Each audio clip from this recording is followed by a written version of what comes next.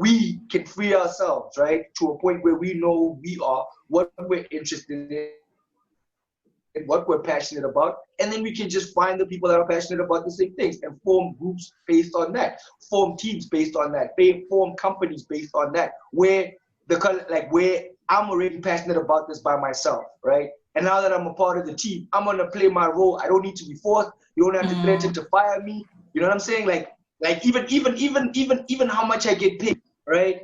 In an era of collaboration, it's gonna be how much do I put in. It's not gonna be I'm getting paid peanuts because I'm black, or I'm getting paid less because I'm a woman, or all the best promotions always go to the white people. There's gonna be none of that. It's gonna be like, okay, this is the best team we can have, and this is your role. And then everybody plays their role and earns their keep. I don't understand why people don't want to see a world like that. No, I think we're going there. Like you're saying, there's like an awakening across many different spectrums of like, this is self-evidently where we need to go. But let's talk about like when I heard about like today's topic, right? I was thinking about more in like personal environments, right? Is that what you meant? Like, let's say, for example, a friend of yours calls you Dumishi. Time they see you Dumishi, and it gets on your nerves.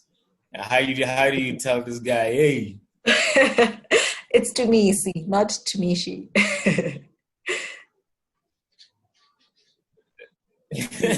Tumishi Gunyong. No, I mean, for me, that's not even a conversation. The first time you say my name wrong, depending also on our relationship, right? Because there's some people that are trying to get under your skin, and you just don't let them. You know what I mean? Like, and that's the point. Is you have to be aware of your inner asshole, right? It's like, honestly, I honestly wanted to speak more about like in our personal lives, but it helps that now we've drawn a broader framework, you know what I'm saying, of what we're actually trying to get to.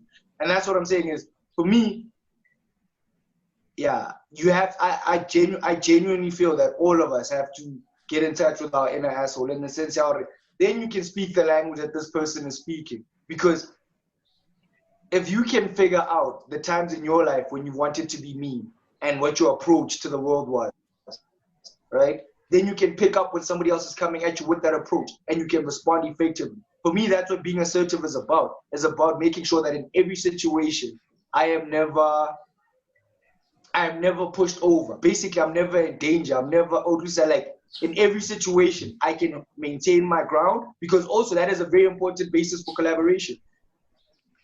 Because unless both people can stand their ground, unless both people know who they are, know what they're about, then what happens is, even though we came together with the intention of collaboration, it might end up in a situation of domination. And I think maybe that's what's happening on the playground with Hopolang, is that because he knows what to do, or he feels like he feels strongly about what he wants to do, right? The other people that are collaborating with him, they're just going along because they haven't stopped to think about, but what do I actually want to do? How would I want this to happen? Because if they did, then they'd have to have a conversation. It would become a democracy where now we agree, or okay, you want to do this, you want to do that, you want to do that. How can we do it? What do you all want to do? Or how do we do it so that we do this for now, and then we do. And if there's two opposing ideas, we can even flip a coin. Because what that does also then is that it entrenches collaboration as a mode of community, in the sense that even when we're undecided, we try to make it as fair as possible, make it random, so that nobody feels like they lose it. Because that, for me, I suppose that's why I believe in collaboration so much, is because in a collaborative environment, everybody's always winning. As long as everybody's playing their part, everybody's always winning, because the team's always winning. Whereas right now, in the era of domination, it's always me against you, me against them. You know what I mean? Even when it's us against them, but also us against each other. And I'm like, why you want to live like this, bruh? So view it for me, like, it's very important that the first time somebody says my name wrong, right? If it's somebody that's going to be in my life for a long time, I will keep repeating to them, or no, that's not how you pronounce my name. This is how you pronounce my name. Because also, if they make an effort to learn how to pronounce my name correctly, then I know that this is someone I can collaborate with. Because they not only do they see me, but they value my feelings on the whole situation. You know what I mean? Whereas if the person continues to get my name wrong, then I know, okay, this is a person who clearly is intent on domination. Therefore, I have no need to further explore collaboration with them. That's it. Like, if I tell you maybe 3, 4, 5, 6 times that this is not the way you pronounce my name, on the 7th time, I have nothing to talk to you about. Like, nothing. What are we going to talk about? If you can't even get my name right, how on earth are you going to listen to my ideas? How on earth are you going to see my vision? How on earth are you going to hear me when I actually complain about things that you're doing wrong?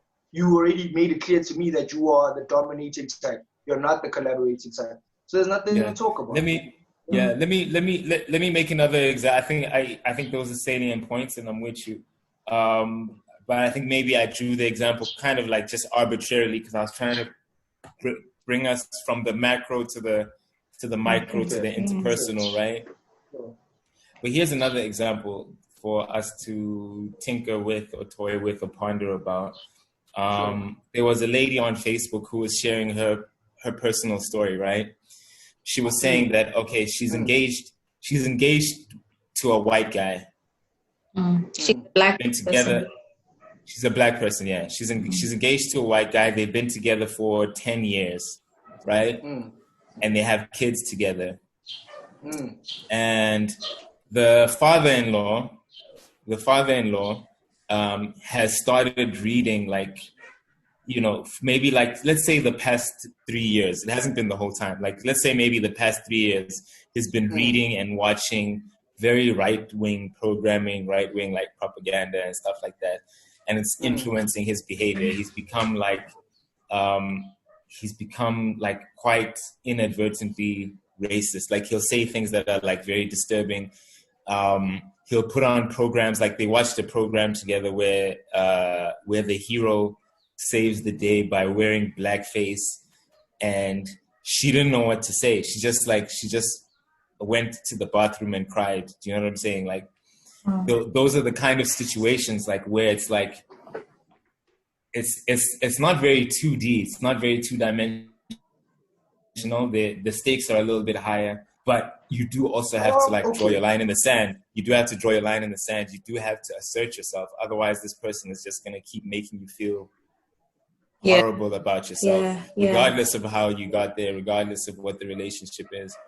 Well, two things I'm gonna say, right, is we've seen how as the older people get, the more set in their ways they become. So I don't think this guy just recently became racist. I think as people get older, they wanna hold on to what makes them feel comfortable, right? Or whatever form of self-soothing they've always held on to, they bring it out more. Like the same way religious people become extra religious when they're closer to their death, right? It's the same thing. It's the same way that racist people become extra racist when they come closer to their death, because they feel like this is their last time to prove that they were right all along, you know?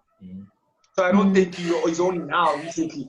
I don't think he's only now recently started becoming racist. Homie's been racist. It's just that now he no longer gives a damn. He knows he's gonna go soon, but he wants to go out. But he wants to go out on his high horse. Like, yes, I was right all along. And I'm not surprised that his son went and married a black woman, because he put like the way he described black people to his son, he made them a taboo, and his son couldn't stand the son couldn't stand the father's hatred of these people, which is why he was so drawn to them. You know what I'm saying? Because this is what happened in any hateful household. Either the kids will hate like their parents, or they'll hate their parents and love whoever the parents hated. You know what I'm saying? Which is why super strict parents always raise the wildest children. You know what I mean? Because those are the children that are like, I ain't gonna be like you. I don't want nothing to do with you. So whatever you are, I'm gonna be the opposite of. If you are super devout, righteous, I'm gonna be a holy guy. Just to show you already. You know what I'm saying? Your love of control. You push so hard to try to make people what you wanted them to be, that you ended up pushing them away, like in the exact opposite direction. You know what I mean? Yeah. Another thing, right, is the whole thing about being assertive is not only an assertion but a proclamation of your value in yourself, in the universe, right? Because what happens is the way people end up being auto-accommodating is that from the time that they're born, there's a very strong dominant character in the home that basically